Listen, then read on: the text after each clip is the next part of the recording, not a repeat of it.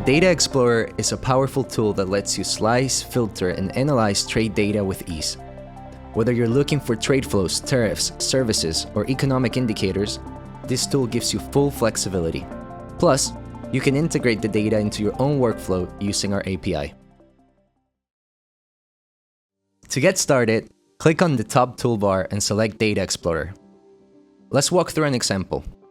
Say you want to analyze trade between the US and China for December 2024 and download a customized table. Once inside, choose United States from the National Datasets section. Then, decide how you want to view the data, by district, state, or port. The available geographic disaggregation will depend on each different national dataset. Next, click Add Column to select your data fields. Here you can access trade value, air weight, and vessel weight depending on data availability. Now let's refine the data.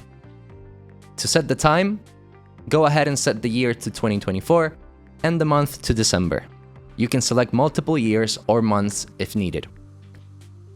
Now, under Partner, select China. Once your filters are set, click outside the Add Column section and your table will update instantly.